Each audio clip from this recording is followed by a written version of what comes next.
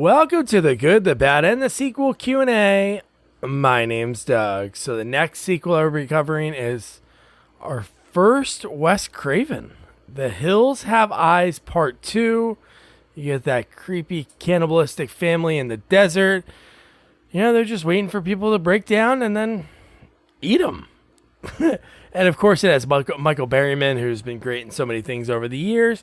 And this week's guest, two-time horror survivor, which is pretty amazing for a male in horror movies. And that's actor Kevin Spirtas. Back then in the 80s and 90s, he went by Kevin Blair. Yeah, it was so much fun to hear about his beginnings. Ever since he was a little kid, he wanted to do gymnastics, didn't want to do football, nothing like that. And at the age of 17, he's doing tap, he's doing everything, and he had dreams and aspirations of going to Broadway.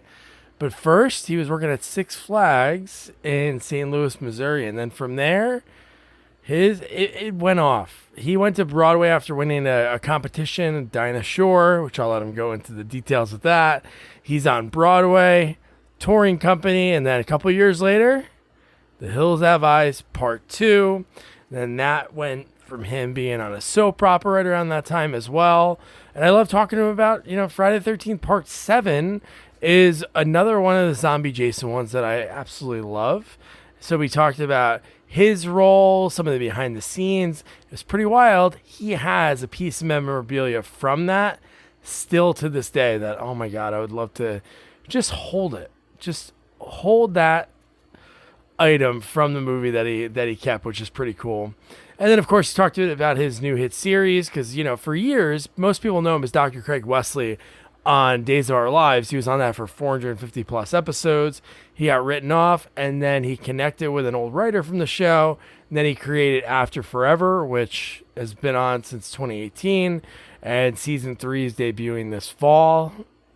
And he was the first show ever to win 5 Daytime Emmys, which is pretty amazing. Great chat with him. And we talked about next week's guest, one of his good friends, Denice Duff, who actually connected us with Kevin.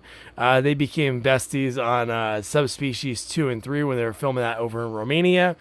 Man, just a great chat about filmmaking and, just his time in Hollywood, how you have to almost play the game, so to speak, when it comes to being in film and acting and TV. But great chat. Do me a favor, if you're new here, please subscribe wherever you're listening. Share us with your friends. And follow us on all social media at Sequels Only. And without further ado, here's actor, and he says it himself, the king of the horror sequel, Kevin Spirtas. No, this would be a lot of fun. It's like a lot of times people, when I talk to them, they're thinking like they're going to, Doug's going to ask about, the big movies or the big shows and stuff. But the one thing I really enjoy is finding out how people, got started. Because this is obviously a crazy business to attempt to get into. Like the success rate is in the, I don't know, maybe single digits, teens at best, right? They're in something. Yeah. Yeah. But so how did it all begin for you? You grew up in St. Louis or in the suburbs outside? Okay, so I grew up in St. Louis, Missouri, a suburb called Creve Coeur, broken heart. And you're going to laugh at this, but today is, the 28th, 29th? What is today? What's the date today? Today is the 28th. The 28th. So on June 30th, let's see how many, oh my God. Well, Alexa, what is 17 minus 60? 17 minus 60 is minus 43. Okay, 43 years ago, to 30th of June, I was working at Six Flags over Mid-America as a performer, and I won the Stairway to Stardom for the Dinah Shore show. Do you know who Dinah Shore was? Okay. Oh, yeah. So I sang and danced on the Dinah Shore show. However many years ago that was, we just said. But I was in choir. I was in all the school plays. I was, I wanted to sing and dance on Broadway, and that was my dream. And sure enough, at 17, I went to SMU in Dallas, Texas for a semester only. And I was studying dance and arts, and the dance, not the dance, uh, not the head of the dance department, but the assistant to the dancing teacher. His name was Jerry Bevington, and he was very situated in the program. And he saw me one day and he said, "What's up with you? Why are you so unhappy?" And I said, "I don't think I should be here." He said, "You're right. You shouldn't. You should be in New York." Thank you, Jerry Bevington. You know, an astute, um, you know, I don't know. I wanted to be in all the shows, and they were. If you're in college, you go through the freshman, sophomore, junior, senior. You know, they give you the parts. You're paying to be a star in their shows. I was a freshman. They weren't going to use me, so Yeah. I went to New York, and 3 months later, I was cast in a chorus line on the Broadway tour. And Wow. I mean, did you know anybody in New York? Was there like any ins, or did you go like totally blind, or did you have somebody out there? I knew two people out there. I went to stay with somebody. I don't know. I was kind of like I don't want to say a hustler, but I was a hustler of sorts. I really wanted to. Let me turn this off. I really wanted to be successful fast, and my hustle was about looking at people I knew, looking up auditions, looking up uh, casting directors, anybody who had an opportunity for me to possibly come out there and do something. I'd call and knock on the door, and this is way before the internet. This is way before. Let me turn this down. This is very bright. I'm just noticing.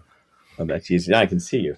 And I really, really wanted to, I don't know, I wanted to sing and dance on Broadway. I remember a chorus line coming through St. Louis 2 years in a row prior to my going to New York. And sure enough, I heard about an audition. And I took my picture and resume to the stage door as per somebody's request. Jamie Torcellini. I met him in St. Louis when he came through and did a chorus line. And then I saw him on the streets in New York. I said, "You did chorus line in St. Louis, Missouri. I remember seeing you." So that's how we kind of connected. And one day we were walking by the Schubert Theater, and I said, I want to be in a chorus line so badly. I wish they were having auditions. He said, "They are." And I went, "What?" He said, "Yeah, they're having a closed call. You should take your picture and resume to the stage door," which I did. I knocked on the stage door, and I said, "I'm Kevin Blair." That was my name at the time. Yeah. I'm not Equity, but if you think I'm right for the show, please call me. I'd love to audition. And they called. And a week and a half later, I was in a chorus line learning the show. And that took me to the tour. So I kind of got out of New York at that time. And I kind of got, I don't know, I was very spoiled. A year in a white contract as a lead. So I was Mike Costa. I sang I Can Do That. That was considered a white contract lead, and you could buy into SAG at that time if you had a really white, from Broadway. You could buy into SAG. A white contract meant you were an equity lead, and that could give you entree to purchasing SAG. So I was like, I got to LA and I was like, okay, I'm SAG, I'm equity, let's do this. And I had already been AFTRA doing some modeling and some industry shows back in St. Louis as a kid. So I was SAG, AFTRA, and equity. And that sort of started my career here in 1982. So is that always the goal? Obviously, you said like you always wanted to like go on Broadway, and you did that. Was after you did that, was there right away you were thinking TV, film at all, or? I wanted to be Gene Kelly. I wanted to be Fred Astaire. I wanted to sing and dance on Broadway, and that happened so fast. And then I got out here. I don't know. People said, you'd be right for a soap opera. You'd be right for this part. You'd be right for this or that. So, I mean, I kind of found my rhythm. That's the best way I can say it, out here. And it took me a little while. It took me a year. In 1 year, the first year I was here, I got my very first slasher film sequel. Nice, I know. I was cast as, what was my name? Roy in The Hills Have Eyes Part 2. The Hills Have Eyes Part 2. And Wes Craven directed that and wrote that, of course. And then about a year after that, I landed my first soap opera called Rituals. And that was, they were trying to create a syndicated soap opera. So Rituals played sometimes in the afternoon, depending on what your particular state was, or location, or what do they call that? They call that Time zone. time zone. But no, it was sort of like whatever your there's a technical word for it, and I'll think of it in a second. But it played 11 o'clock here in the afternoon, and it played 11 p.m. in St. Louis, Missouri, and it played all over the demographic. Oh, okay. Whatever your demographic was, that's where they kind of try to plug it in. So that happened, and it was only on for a year. And it was on for a year, and there was 81 episodes. Oh, is that what it says? Yeah, I don't know if that's right. But that makes sense, right? It's a soap, so they pump out a lot of episodes. I did 81 episodes on Rituals, yeah. So, and that's where I kind of learned that whole television fast memorization, and soap opera then was a little different too. It was you get up in the morning, you get your blocking, then you get to your rehearsal with the camera blocking, and then you have a dress rehearsal because you have to learn your part and get acting notes and whatnot, and then you tape it for reels. Who was on that show with me? Mary Beth Evans Schwartz, who is now Kayla on Days of Our Lives. Okay. Go back that far. Who else? There was someone else. Kin Schreiner, who is now leaving General Hospital. There was an actress named Felice Sampler, who was on Days of Our Lives for many years, and she was also on Another World for many years. She's recently passed. I think Greg Malavy from Mary Hartman. Mary Hartman played my dad. And there is one more person who, okay, get this story. I'm jumping way, way, way ahead. That's fine. This last holiday season around Christmas, before Christmas, I was in New York. I had just finished season 3 of After Forever, which we'll talk about. And I went to go see my ex in a play, and he was in this great new weird it was just a weird play, comedy, dramedy, over the top acting, very serious at times. And I had no idea what to expect. He was at 59 East 59th Street, was a theater. I can't remember the name of the show. And I sit down next to this woman, and I go, oh my God, all the ladies are these ladies who lunch. They must be, they're all in red sweaters. And this woman turns to me and she says, I brought all of these women here. It's their Christmas present from me. I said, oh my God, that's fantastic. What made you pick this show? And she says, I don't know. I read it. I read the blurb about it. It sounded outrageous. And that's just my kind of work that I love to watch and promote and support. And I go, are you in the business? And she goes, I used to be. And I said, my name is, I go, what's your name? And she goes, Christine Jones. I went, Christine, it's Kevin Blair from Rituals. Oh my God. And we had this, I saw now a very beautiful, matured woman with silver hair, in the same cut that she used to have. It was so weird. It was so brilliant. Oh my God. When was the last time you saw her? Was it that long ago? Rituals. Alexa. Wow. How many years? No, I'm kidding. Joke. But we just had this beautiful reunion, and we took pictures and some selfies, and so that was the Rituals. Alexa, stop. Alexa, but no, I think that's what's cool about filmmaking. When I talk to like actors, when you're on a set, it's like you're on a little, maybe not. It's not probably not the same because you're not living anywhere. It's not on location for like Rituals, but still there's that camaraderie that you have. Well, there's a family. It's like a little camp. Yeah. There's a very good unit together of how you come together. It happened for me on Rituals. It happened for me on Days of Our Lives, and it happened for me on Subspecies.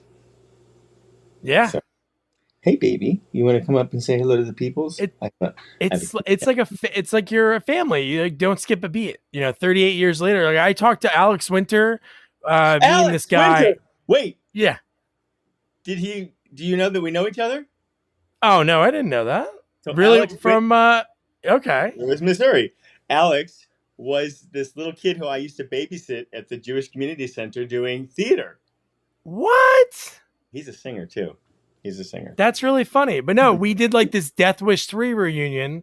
Him and he only agreed. We thought these two guys that he was good friends with, we thought they were like still in touch after all these years. And me and this other guy set this reunion up for Death Wish 3. It was for Charles Bronson, what would have been his 100th birthday. Right. And it was so great. Me and this guy just like flies on the wall, hearing these guys reminisce because they haven't seen each other since like 85, maybe through an email, maybe brushing shoulders in public, but they were just going through all these stories and you're like, wow, it's like. You're talking Alex Winter as in Bill and Ted. Yeah. Alex Winter. And I got that, actually the last time I saw him, he had just finished filming, or he was filming The Boy. What was the vampire movie that they did? Lost Boys? Lost Boys. Part 1 or part 2, I can't remember. And that's how we reconnected. And that's funny. I haven't seen him in forever. And I think he's one of the most talented, most articulate, most creative younger dudes around. What is he like? He's got to be like, what, 50 now? something like he's got to be. No, when you babysat him, he wasn't probably that much younger than you now. Alexa, how old is Alex Winter? Alex Winter is 57 years old. 57 years old, so I'm 60, yeah. I guess. Yeah, so pretty close. Well, Alex, keep up the good work, man. Alex, keep up the good work. So you're in while you're like on rituals, and then obviously you go to like shows like Facts of Life. Are you still doing Broadway? I know LA is totally different. It's like a very smaller scene when it comes to that. Doug, you're asking some great questions. So I maintained my musical roots out here in Los Angeles, whether it was in Long Beach doing a musical at the Civic Light Opera there, or a benefit where I'd be chosen to sing, a solo or a duet with somebody. I did Into the Woods 3 times at different times throughout the history. I've been out in Los Angeles for 40 years. 40 years has been my base here in Los Angeles. And at that time, I also went back to New York, and so I still had this love affair with New York, and I still had this love affair with Broadway. And I was cast to replace somebody in the musical Meet Me in St. Louis on the Broadway. Oh, look at that. And then I replaced somebody, and it closed 6 weeks later. Not that I had nothing to do with the closing. And then,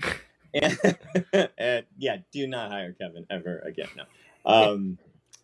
I auditioned for Hairspray, and right after Days of Our Lives had written me off 20 years ago, when they kind of like did a whole like new head writer, and we left, and I was free to kind of pursue theater again, and I was very excited about it. I got very close to doing Hairspray on tour, and I didn't get it, and I was heartbroken because I know Jerry Mitchell, I know Scott Whitman, and I know Mark Shaman, and I wanted to be in Hairspray. Corny Collins, and didn't get it, and then I get a call, and this is something I can't explain how I know, but this is what happens to me.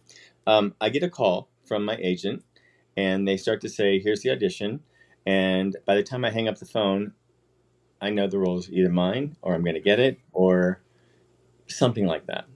And I got a call from my agent that they wanted to see me again in New York. I was living in LA, in New York, to audition again for The Boy from Oz. And I said, wait a minute, wait. Did someone drop out?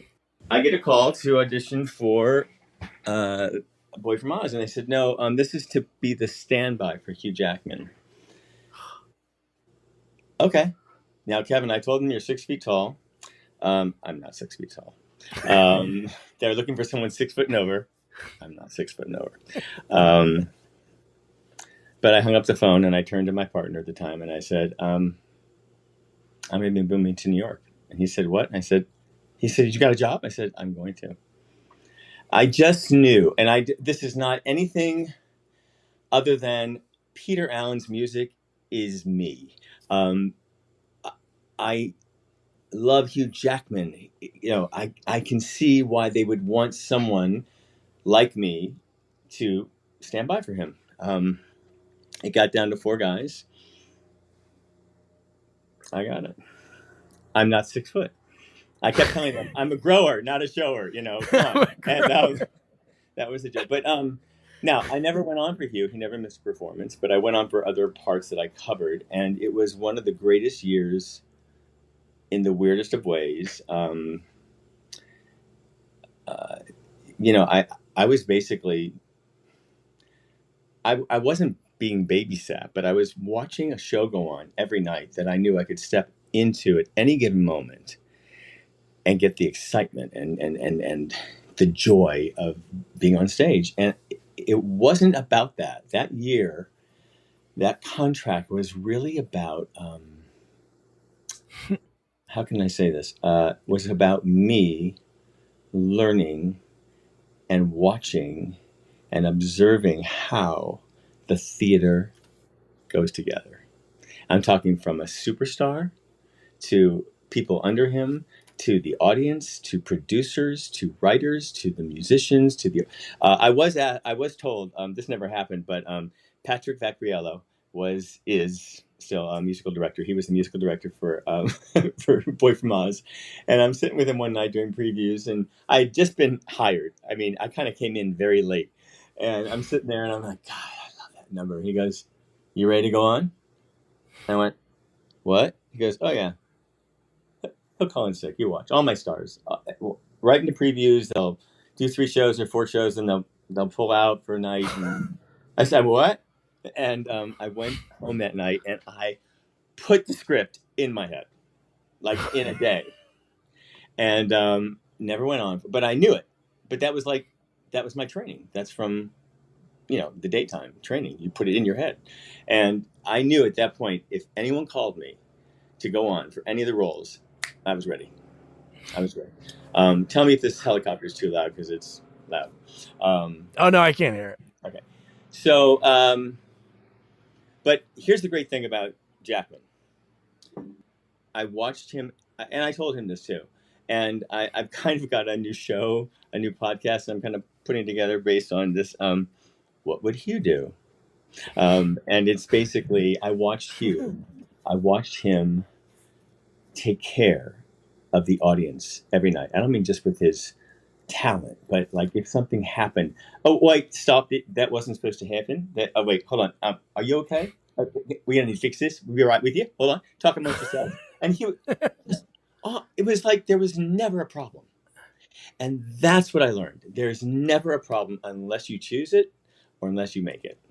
And I just learned to let go of problems. I have no fear going on stage. I have no fear walking onto a set now. The only time I have fear is if I'm not ready, if I'm not prepared, if I am not rehearsed enough, and that's still up to me. So Yeah. that's a self-discipline thing that I've actually had to learn and take on through the years. And the great thing about our dear friend Denice Duff, who I'm mad about, yes, family, my sister of however many years we've known each other, she is the same way. She's like, boom, I got to know it. I got to do it. I got to get in there. And that's why I love her. That's why we I met Denice. We're jumping around here, but, well, around that time, around, what is it? How many, 32 years ago? 33 years ago?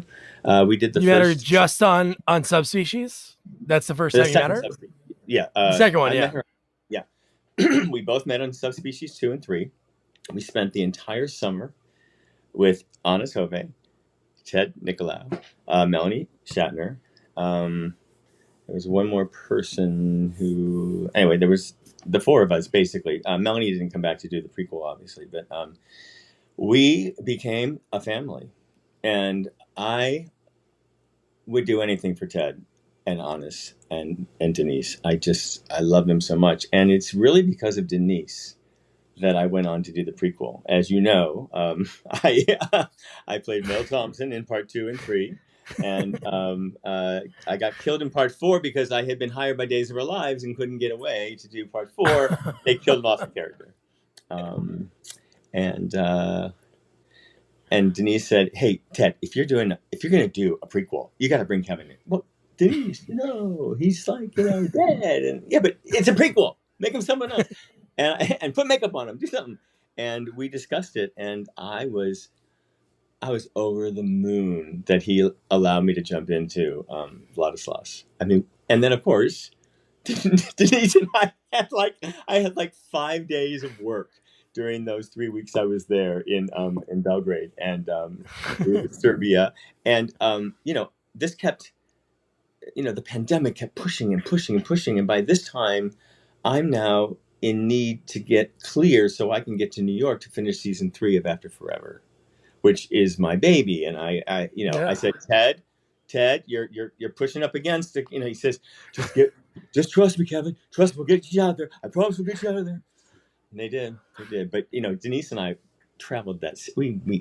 I've got pictures on. Let's see if I can pull a couple pictures here. There's some great pictures of me and Denice that you'll love. I'll share. No, I think it's cool. Like when you do an acting, when you're doing a job, obviously you love the craft you do, but when you do it in somewhere exotic that you might never go on a vacation, exactly. Not saying you wouldn't choose it. Nothing against those countries that people go and film in, because obviously it's cheaper. You get cheaper work and to build sets, but why not? Well, right? I'll tell you something. We were in Romania for about 3 months, give or take, a year after the fall of Ceausescu. We had no cell phones. We had no internet. We had nothing. So, let's see if I can find some of these pictures. I think this is the epitome of Denice Duff and myself here. Because we just love each other so much. And she's like my sister from another dad and mom. So, okay, let's see here. Yeah. Full Moon loves shooting Romania. Yeah, well, they don't shoot there no more. Want to shop Walmart Black Friday deals first? Walmart Plus members get early access to our hottest deals. Join now and get 50% off a 1-year annual membership. Shop Black Friday deals first with Walmart Plus. See terms at walmartplus.com. Okay, so here's a great picture of me and Jackman. This is so I begged Hugh Jackman to be in part 2 of After Forever, and he considered it, and he couldn't do it. They couldn't work it out. And I said, thanks for even thinking about it and considering it. It means the world to me. And he goes, you're not going to even beg me? So before the pandemic, I saw him at the Hollywood Bowl, and this is me begging him. That's awesome. He's great. And he said, no, I still can't do it. And then where's Denice? Where's Denice Duff? Oh, come on. Here we go. I think. Nope. It's coming. Here. Well, this is a picture of me. So this is a picture of me and Denice. She came out here she was living in Florida at this time. She moved to Florida. And I picked her up from the airport, dropped her off at she had this huge, there was not a festival, but there was some sort of convention going on outdoors. And I come to pick her up, and she goes, What? Tell me. So this is the day that I came back with the news that Days of Our Lives had just called me back to have Craig Wesley come back and come out of the closet. So it was really kind of a cool thing. That's my Denice Duff. I love her madly. Is that something that they did unprovoked? Like, is that something you mentioned to the writers in the past? No. Or So this is. Let's jump here. We'll jump here. Wait. This is what I was looking for. So this is me and Denice This is 30 in 1992, Subspecies 2 and 3, and then in Serbia, 2020. I don't know if you can see that. Oh yeah. Oh, that's We great. kind of posed again. Recreated it. Yeah. Yeah. That's my girl. That's really cool. So it was very clear to me that they were starting to bring back a lot of people. You know, storylines repeat, they repeat. That's a soap opera. And sure enough, I remember telling my co-star Patrika Darba, who played my wife Nancy on the show, I said, honey, they aren't ever going to bring me back unless they bring me out of the closet. And she says, why would they do that? I mean, that's ridiculous. I said, it's a great story. Now, cut to June 1st, 2014. I'm in New York. I had decided that after they wrote me off of Days of Our Lives, and I had done, I had gone back to do Hairspray in Vegas. I got them to do it, and that closed 3 months later because it just didn't. It wasn't me, but it just didn't stick in Vegas. So I had the bug again. I wanted to go back to New York, and sure enough, I packed up everything. I had never lived in New York for more than that year that I had done the show with Jackman and standing by for him, and I moved to New York for 7.5 years. Wow. And that's when I kind of felt I got on stage a couple of times with some plays that I was very excited about. And then I remember June 1st, 2014, I'm at the gym and I get off of the treadmill and there's a gentleman and he says, are you Kevin Spirtas? Because I used to write for you on Days of Our Lives. I went, great pickup line. No, I said, what's your name?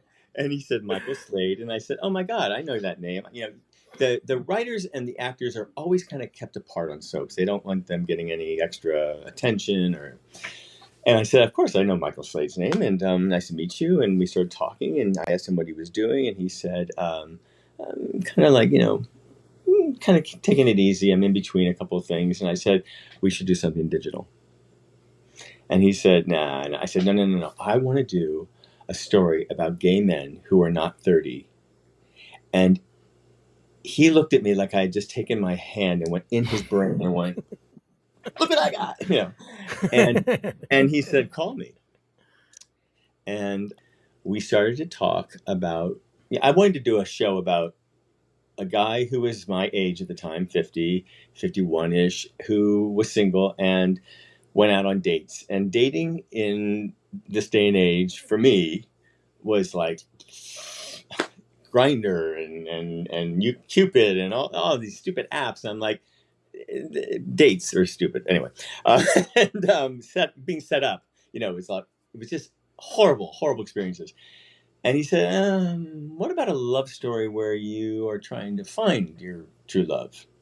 I said, that's the idea. And he started to talk about some things. And he said, why aren't you involved with anybody right now? Are you single? And I said, well, have you eaten with me? I mean, it just hasn't happened. You can't blame me for it not happening. And then I asked him, what about you? And I did not know Michael. I really was not close to him at all until very, very later in our work relationship, in our collaboration. And I said, how about you? And he said, I lost my partner of 15 years about 1.5 years ago. And I said, I'm very sorry to hear that. Do you still talk to him? And again, he looked at me like I had just gone, and he said, I do. And I said, well, if you would be maybe interested or willing or something around the idea of having me with a loss of a character, you know, like my husband or partner has died, we could do a show about the present, which is my life now, my character's life now. The flashbacks would show the relationship of what the relationship was about. And then we would go to other parts of me conjuring up my late partner to talk to him, to work out the grief, to work out. See, you got me on a good day. So there's been some loss lately, so that's why it's no, it's good.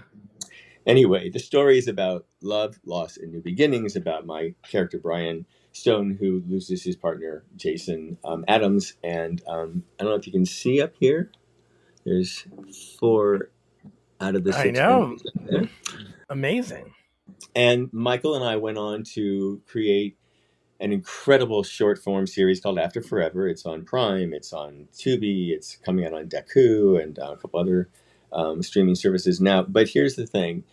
In 2019, unbeknownst to us, when we won the 5 Emmys that year, we won Best Director, we won Best Supporting Actress, I won Best Actor, which I shared with Mitchell Anderson, my leading man.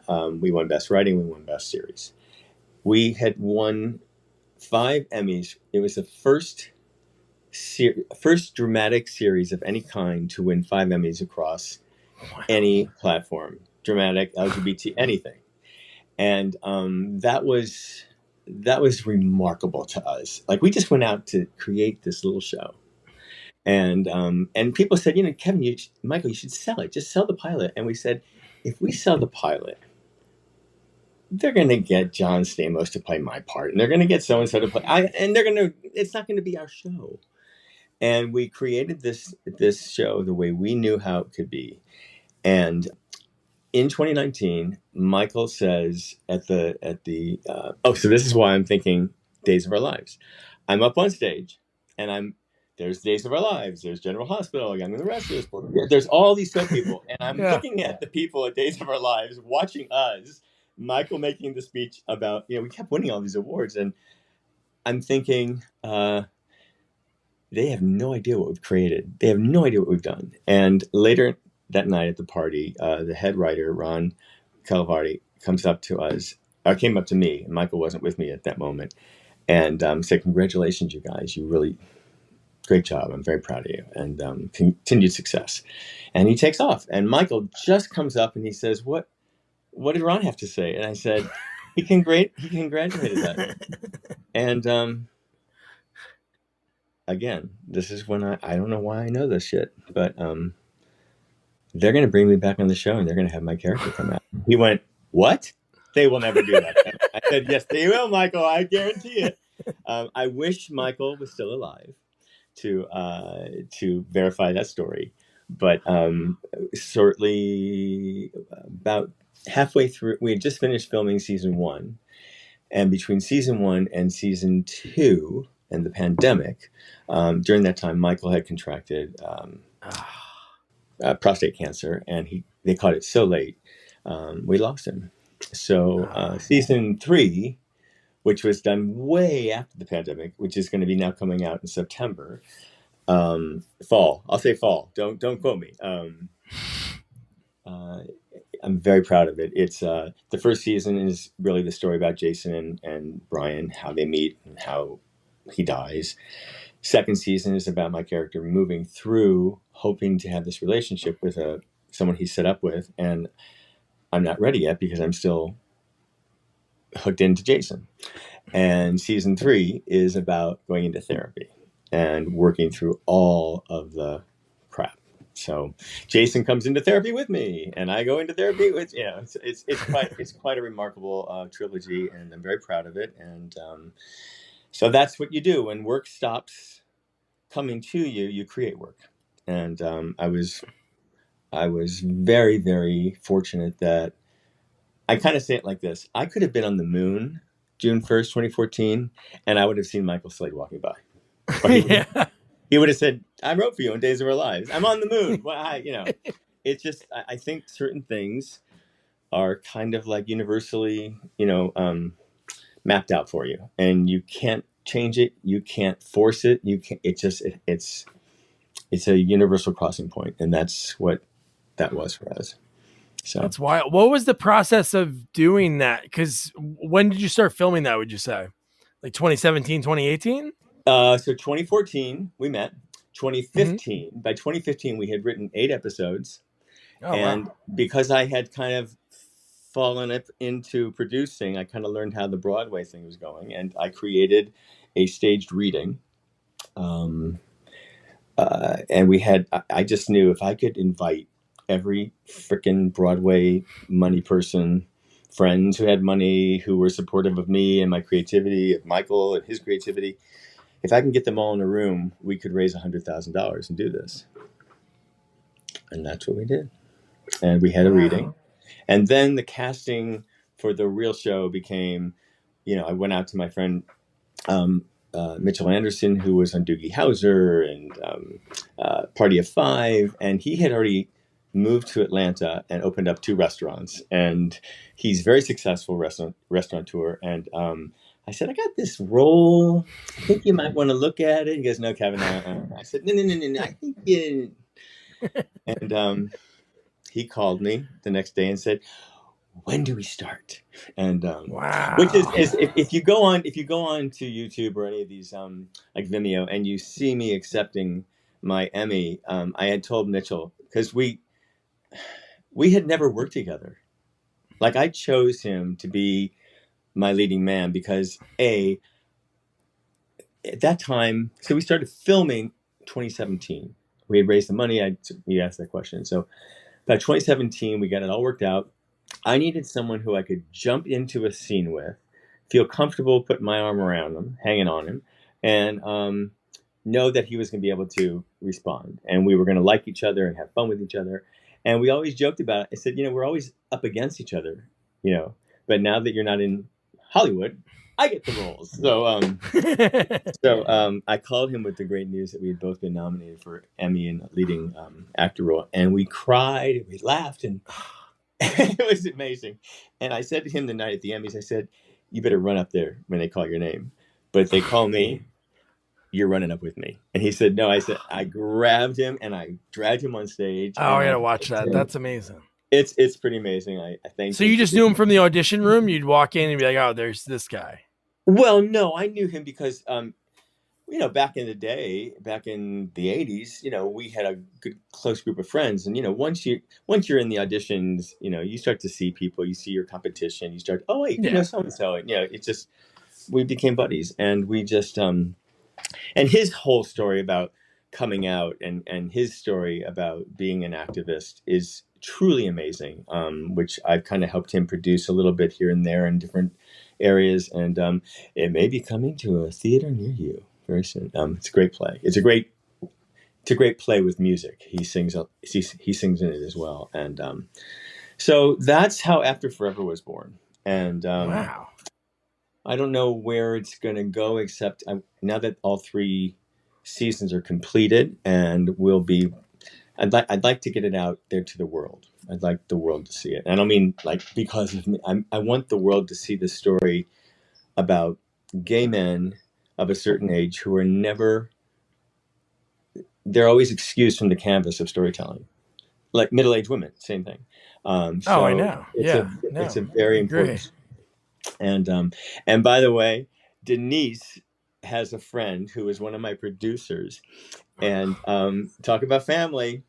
So I'm at the Daytime Emmys in 2019. It's the first season, and I feel this tug on my jacket, and I see some shiny, like lame dress or something, and I'm like, 1 second, and I'm talking to this interview, and he's like, I go, what? So our friend flew her in, and she was at the Emmys, and she's there, and we were just, it was such a fucking great night. And I remember coming back here to my house, and I went, well, that will never happen like that again. Like nothing, we couldn't do it again, but it was like, it was like every moment, I remember just laying here, and I wasn't weeping, but I just remember like the release of tears were just like, what just happened? It just went by memories. It was crazy.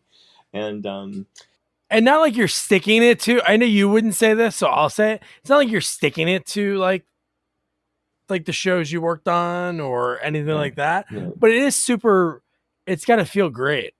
Like after being written off and being on stage and looking out and seeing those people, in a sense. Yeah, it feels great. It feels great that I was able to be successful in a role and in a position that I was able to create myself.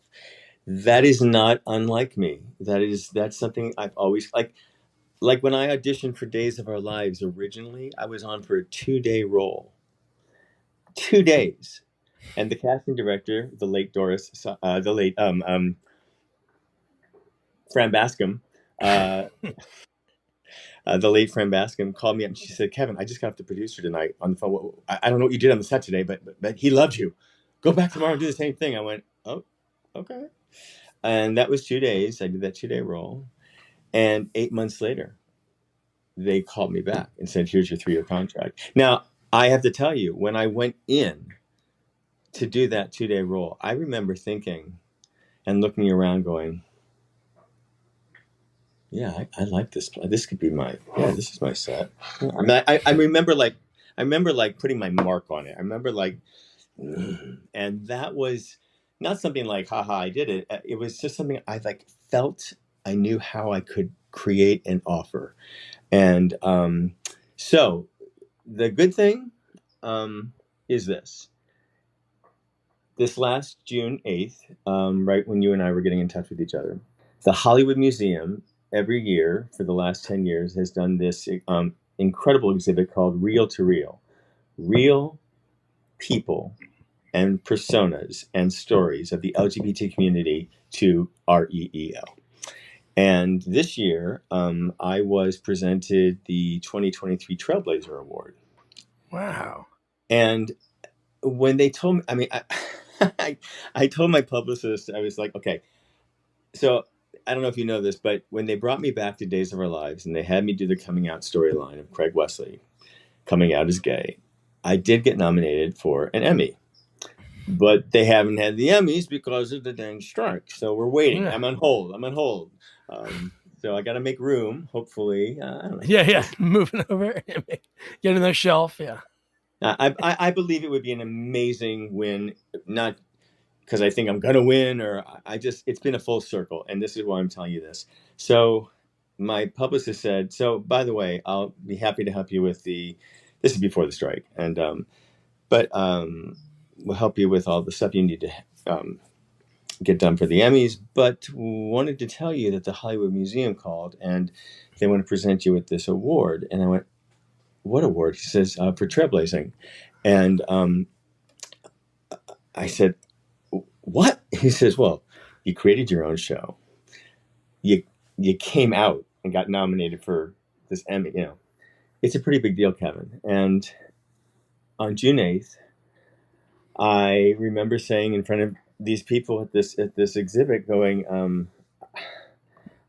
how long it has taken me to get there. And I don't mean like it's taken me a long time. I mean, it's taken me 60 years to be comfortable in my body and in my mind and in my heart as a gay man, and to know that I belong. And I said, if you would have told my 10-year-old or my 20 or 30 or 40 or 50-year-old even that this would be happening, that I would be acknowledged for doing something that brings me joy and hopefully some sort of healing, that you or anyone who's watching might go, I see myself in that person and I see myself in that story. And if they can heal themselves, so can I. And that to me is what we're in this freaking business about. You know, that's why we're here. And it could be a monster movie. It could be a vampire flick. It could be a criminal law, whatever it is. We identify and see ourselves. And that's why soap operas are so popular, because we come into your living room every day. You know, we are into your living room once a week on, prime time, whatever it is. You feel like you're their friends. That's why Friends was so great, And so I'm very grateful, and I'm humbled at the same time, and I believe that my work is beautifully acknowledged at this point, and I'm grateful that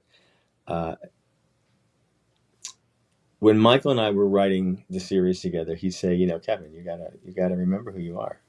You're not going to hide from this anymore. I said, you're right. And I just think of Mufasa in, Lion King, from the afterlife, talking to Simba, remember who you are. That's just what it's about. So we all have to do that. Yeah, and that's what's terrible about this whole world. With so many people aren't, not saying people aren't allowed to be themselves, but there's like a fear of being who you truly are. And like you just said, like 60 years and you finally felt comfortable. It's not like you didn't want to feel comfortable. There's probably like the outside forces, especially in Hollywood.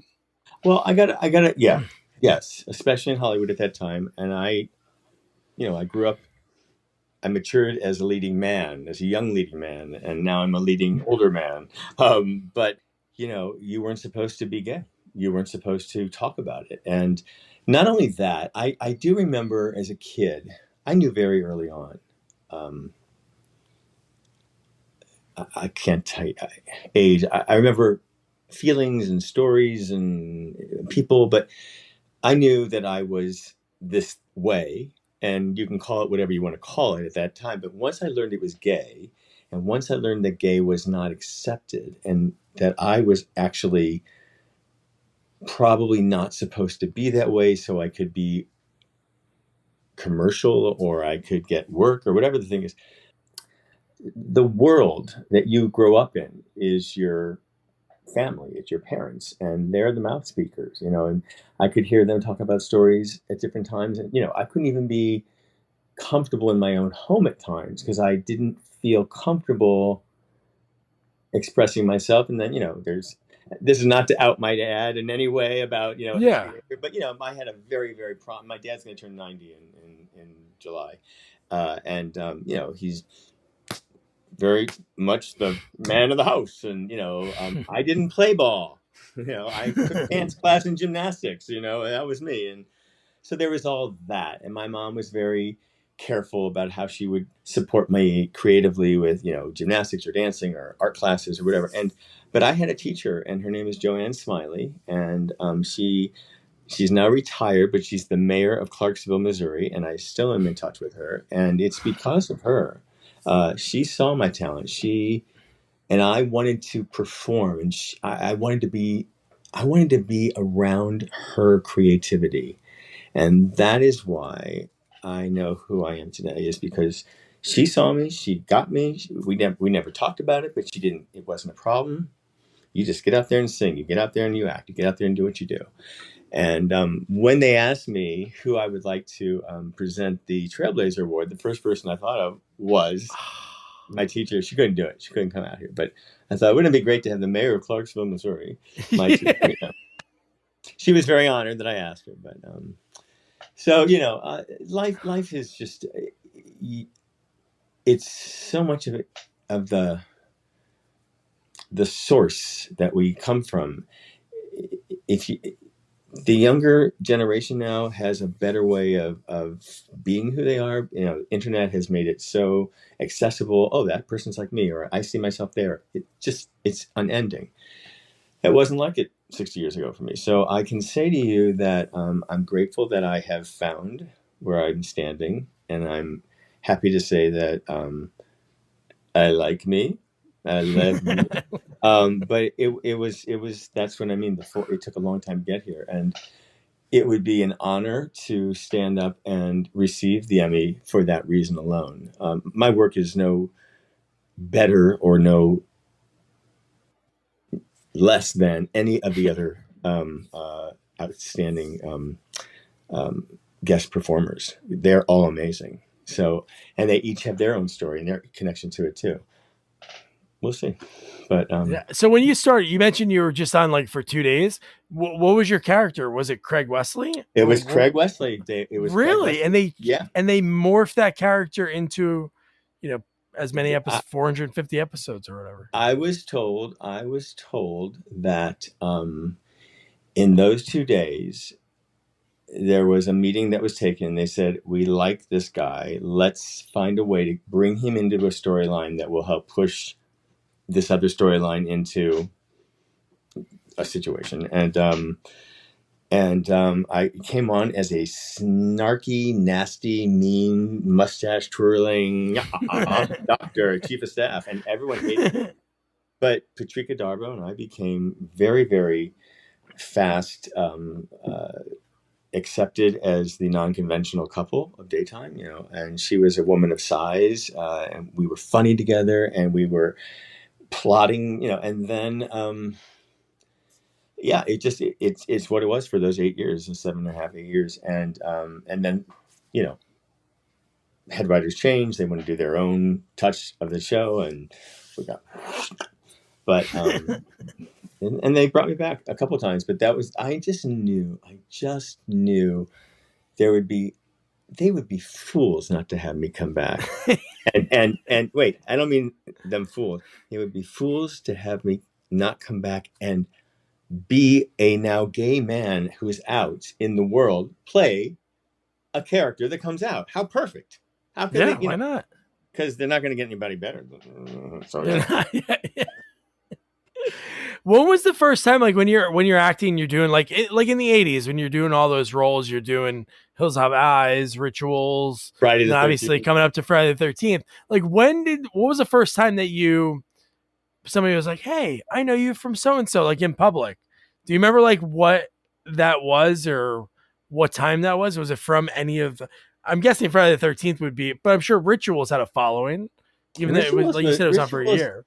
Rituals really didn't. You might have I'll tell you who the freaky people were. The freaky good fans were the theater people, because I would go back to New York. Nice. And they'd say, "Oh, Kevin, can I get your autograph?" And they'd show me a picture of me on Rituals.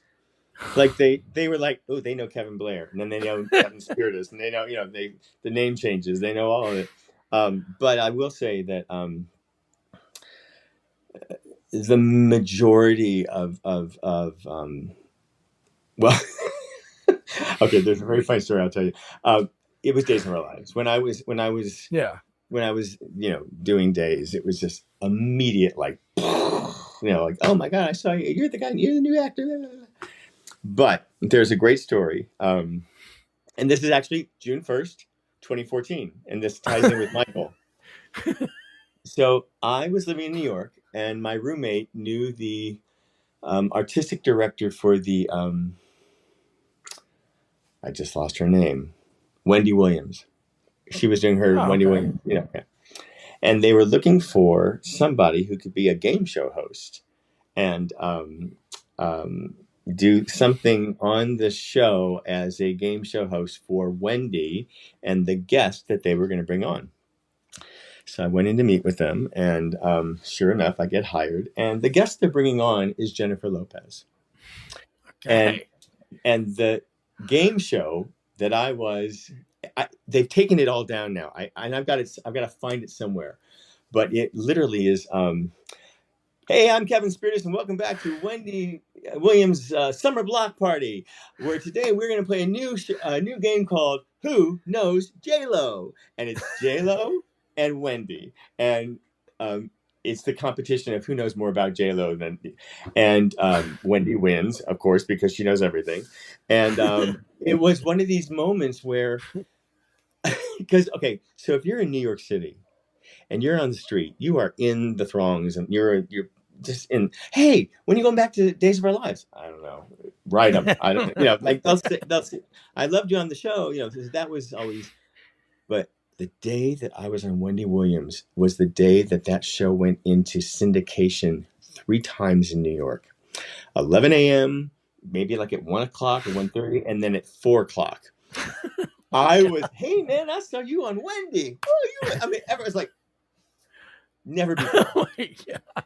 So when Michael comes up to me at the gym and goes, "Are you Kevin Spirtas?" And I went, "Yes." Like I was ready for him to say, "I saw you on Wendy," and it was a total surprise. He used to say, "You looked at me like you were going to kill me." I was like, everyone was like talking about Wendy Williams. I was like, okay. So, oh my God, that's a very important day. That's like something that needs to be celebrated every year.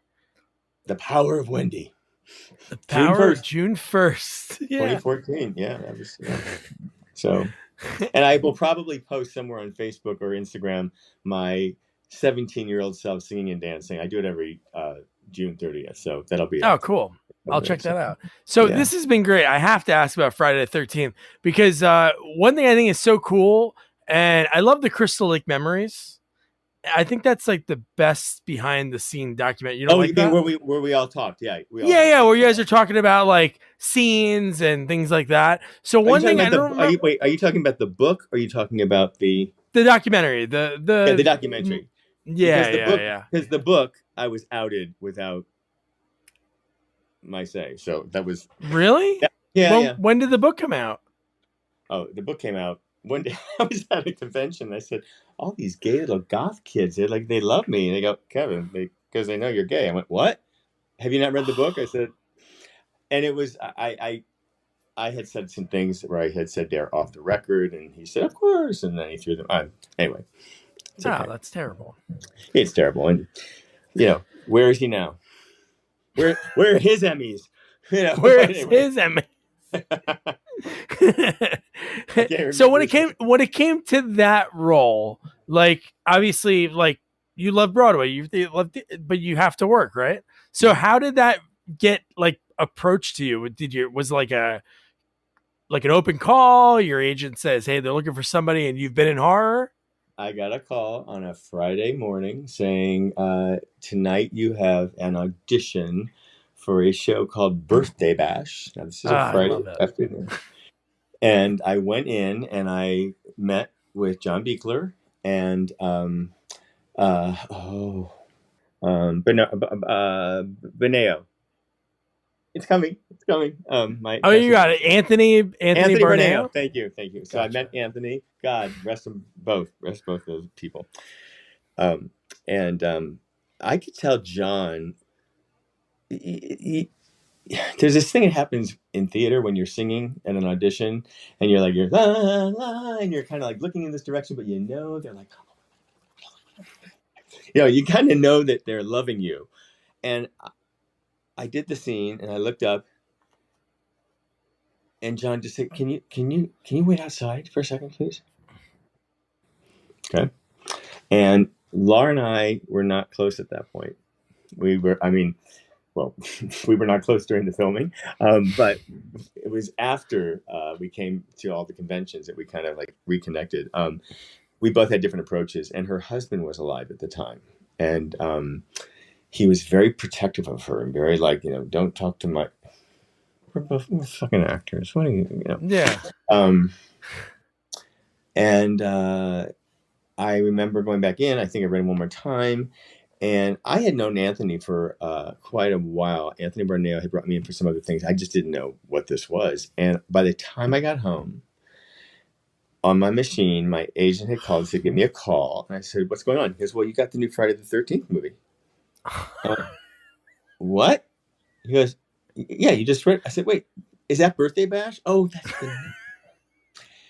What's kind of cool, before that, 3 days prior to that, I had been up for a role on Santa Barbara that I went to test for. And Barbara Clayman was casting, and she brought me in, and I see this guy running down the hall, and I go, "Hey, dude, you did that stunt in this movie, Hills Have Eyes, Part 2 that I was in. You got pulled through the Ring of Fire." He goes, "Oh, yeah. It's Kane Hodder." And he goes, "I just got the new Friday the 13th. I'm Jason in the new Friday." And I went, "What? That's so cool, man. Congratulations." So now my agent says, "Yeah, you're in the new Friday the 13th. I go, "With Kane Hodder." And he's a good guy. I love Kane. Love him. And I see Lar, and I see Weekend at Bernie's. Terry Kaiser. One of the best, man. For a guy that always played like the villain, in Mannequin 2, he really does the, like you mentioned, you did like the twirl of the mustache. He was in Mannequin 2. He did. He in so many movies, but you really think about what he did as Bernie Lomax, it's pretty phenomenal that he was the whole movie, like just limp. It's pretty amazing. He's told some great stories. I adore that man. I just adore him. And he's probably the slimiest person in horror movie history, throwing the mom. Tina, do it, Tina. Oh, dude, yeah. His end game in that whole movie, he's worse than Jason. Really? And What then he wants in the movie? And then the three of us got pulled back to do Roseblood. Yeah. Which was a lot of fun. A lot of fun. So, and I lost my jean jacket during that shoot. My jean jacket. The jean jacket from? I had a new jean jacket that I Oh, okay. for part 8, the sequel, Roseblood, and somehow it's been my jean jacket, my Nick jean jacket, my hoodie. So anyway, but that movie, well, obviously got like totally cut when it comes to like the MPAA. So there was like so many scenes that were cut. Like I talked to Stacey Greason, and she talked about like her your cousin's girlfriend in the movie, and she talked about like because she did a movie like the year before with Billy, and Billy called her and said, Billy called her and Billy's like a full moon guy now. He does a lot of the full moon, like 2000s, 2010 movies. But he called her. He's like, hey, they need somebody to play my girlfriend. Do you want to do it? And then she gets flown out to Alabama? Was that filmed in? Shreveport, Alabama. Was it Shreveport? No. Louisiana? No, we were in Alabama. Okay. I can't remember. Either it was Shreveport, Louisiana, or it was something Alabama. Something in the South. It was a 12-week shoot. I remember that. I remember we did interiors and the exteriors there. Yeah, that was, Again, and we were all kind of like very quiet on the set, closeted, because, you just don't talk about that thing. And a majority of us were running around being gay. No, but not with each other, but, we just all had this secret, like, it wasn't until after the movie was completed that we were able to kind of like, oh, hey. So. Have real conversation. Yeah, I know. That's going to be so hard. Like, not to be able to. It's a different time. Yeah. It's a different time. But no, that movie, obviously, like, I'm sure a lot of people, like, when you go to conventions or whatever, obviously that movie, like, in the history of the series, the first one that Kane did, and, what he did in that movie, he was such a. What he beast. did, what Lar did. Yeah. Lar and Kane carried that film completely. So cool. And I don't know where she is. There's all this rumor. I hope she's alive, but Susan Sullivan, there's always this rumor that she's like, she has died, and I'm like, where is she? Come on, and there's no trace. There's no nothing. Who is that? Which character? She played the Pearls.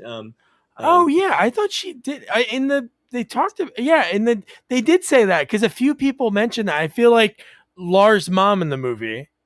That actress. Lar's mom. That is. I just lost her name. Yeah, but she's very successful. She's does a lot of voiceover. What's her name? Oh, she does. But in the Crystal Lake memory, she mentioned that about the girl with the pearls. She's like, yeah, she's lost touch, and yeah. Yeah, we all kind of lost touch with her, and maybe this interview will go out. If anyone knows Susan Sullivan, please. Because you can't get a hold of her. You can't find an agent. She was, you know what? She was also in my Quantum Leap episode. Really? Yeah. She played this like roller skating waitress at this drive up in 1962. That was the where I was. Yeah. Scott Bakula and myself. Before or after? Is it like right around this time? It was after we had done Friday the 13th, because that's how I got to know her. I said, Susan. And then Jason Priestley was also in that episode with me. And that was right before he hit, 90210. There's someone else. Oh, gosh. And she's gone. She played Tom Cruise's mother in Risky Business. Joel, my egg. That whole thing. But I'll think of her name in a second. I see her face. This is what happens when you get old, folks. You get all these. Well, no, it's not getting old. So many people. There's so many. It's hard to sometimes go back into all those the names. But no, she plays again in a horror movie. She plays such a great character. You'd think she could play that in so many different type of things. Absolutely. How good she played like a bitch. She was like a total bitch, but Yeah, so believable. Totally. And she was beautiful. She's beautiful. Oh, Wait, stunning. hold on. Kevin. Let's see. I got to figure out her name because it's driving me crazy. Kevin Spirtas. Quantum Leap. This is how you do it, folks. You do it right here on. You take advantage of it right here. Quantum Right in front of it. Leap. Cast. Okay, here it goes. Let's see here. Janet Carroll. Janet Carroll played the mother in Risky Business, and she played my mother-in-law to be in this episode of Quantum Leap. Quantum Leap. Yeah, and she and I got very close. She was very, very gifted. She had they call it the touch. She could pick up your keys and tell you things and kind of read your mind and read future stuff. It was kind of cool. Yeah, we lost her a little while ago too. Oh man! So here are 2 questions about Friday the 13th. How did you know right away? Like, how soon did you know? Like, hey, you're gonna make it. Like, you're gonna be a survivor. Oh, you mean in the actual script? In the movie, in the script, yeah. Did you know from the beginning, like, hey, I'm here to the end? Yeah, I mean, I'd read the script. Part I knew, but I didn't know the big deal about what it meant to be a survivor. It was always the girl that survived, and I don't know what Beekler wanted the 2 of us to live happily. It was Feldman. Yeah, it was like it was Feldman. His character survived, and then a different person played him in 5, and obviously that changed the franchise. But and I talked with everybody whoever I talked to that was in Friday the 13th. I talked to the final girl in 5, and I should know her name off the top of my head. But Adrian, no. What the heck's her name? I just talked to her last year.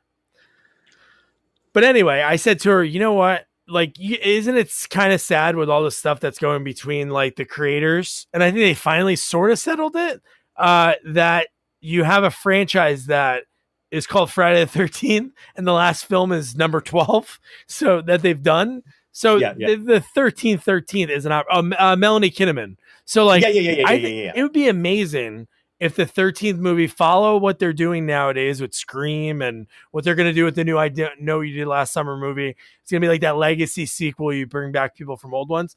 It'd be really cool. I don't know how they've done it with Jamie Lee Curtis over and over again. Yeah. So why not have all of you guys back, the survivors, in like some sort of support group or something? Yeah, I think that would be amazing. I think there's something interesting too about I've heard a rumor, and it could be under wraps, I don't know, but if I've heard it, then it's out there. But that what's his name? Who does all the horror story stuff? American Horror Story is Ryan Murphy. Ryan, I've heard that somewhere, something in there was like but they kind of did that in American Horror Story. They did like a summer camp, They did, yes. What was that, Summer '84 or something, or something whatever like that. It was. But I've heard there's some Friday something in the, So, but being the king of slasher film sequels is an honor. It's a hard thing, but someone's got to do it. Somebody's got to do it. So, Kevin, over your career, like when you're in something, do you have any keepsakes that you kept from sets?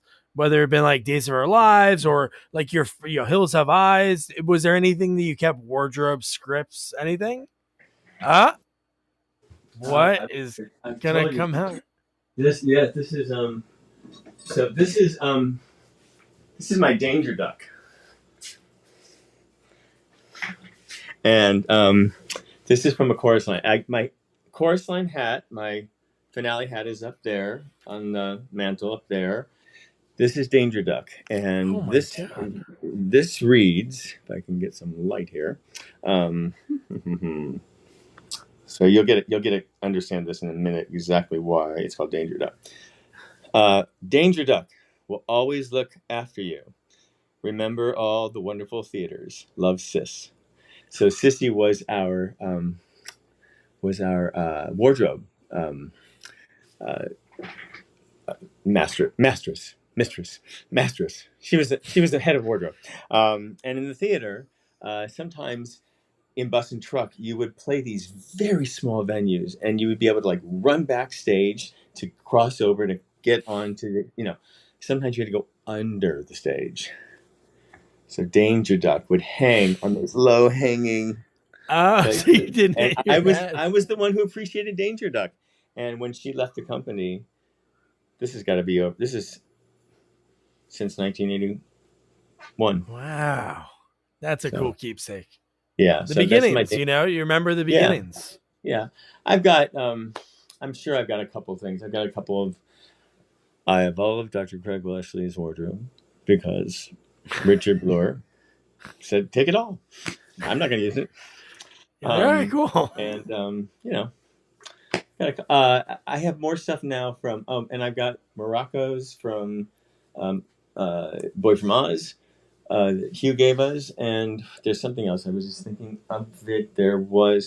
I've got a couple of Friday the 13th posters and magnets. Oh, cool. But yeah, there's things I'll go, oh, I forgot to tell him about that.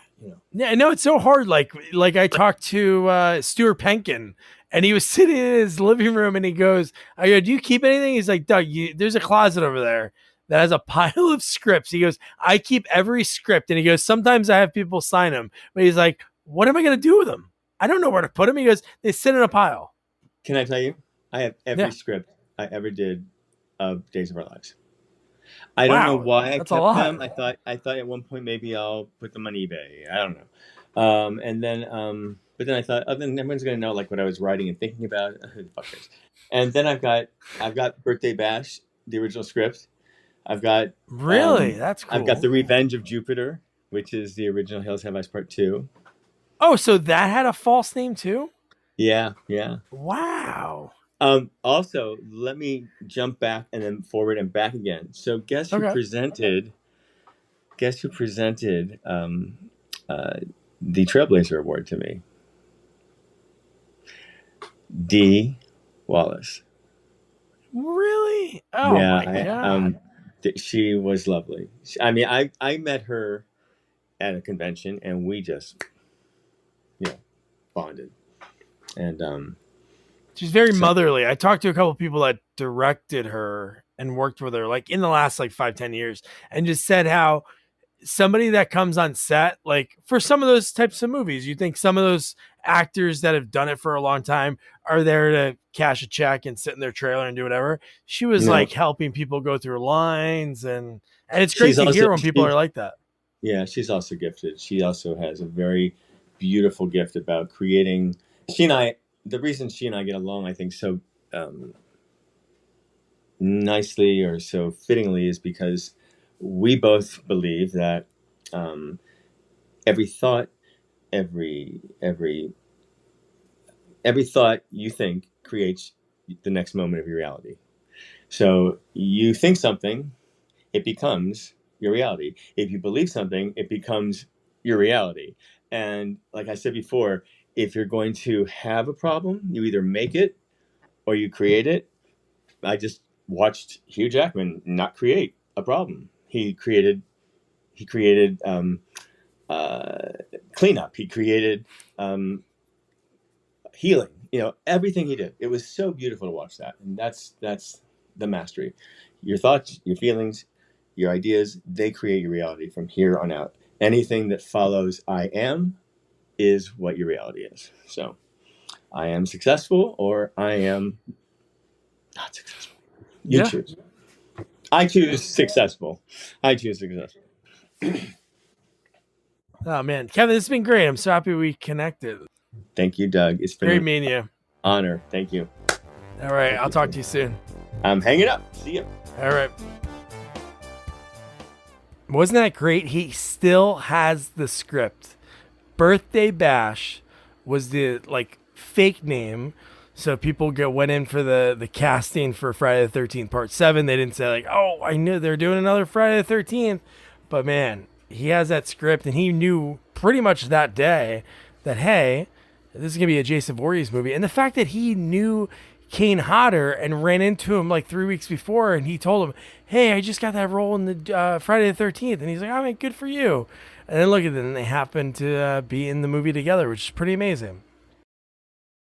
And don't forget to check out After Forever. Seasons 1 and 2 are on Prime. You can watch them on Tubi. And then, like Kevin said, this fall, season 3 is going to be out. And because obviously with the writer's strike, fingers crossed that Kevin wins another Daytime Emmy, this time for guest starring role for his return to Days of Our Lives as his character coming out, which is pretty powerful for him. So your homework, free on Tubi. I think it's free on Prime, Pluto. You can find it anywhere. It's even on YouTube. The Hills Have Eyes Part 2. A cast that when me and Jamie did the review, many of the people in the cast were in different things. One was in Footloose, actress Penny Johnson. She went on to be on all the seasons of Larry Sanders. And Michael Berryman. Wow. His role as Pluto, just some of the parts of this movie are very akin to when you were watching like Wile E. Coyote as a kid, trying to get the Roadrunner. There's a lot of those gadgets in this movie, but yeah, it was a lot of fun. Really, you see at this point, obviously Wes Craven was already established at this point, but everything changed with Nightmare on Elm Street coming out later that year. But man, beautifully shot, fun movie. Kevin rocks as it. Roy as another final boy. And so don't forget to review, rate, share our podcast. Follow us on all social media at Sequels Only. And don't forget to check out our website, sequelsonly.com. Good night. Good night, guys.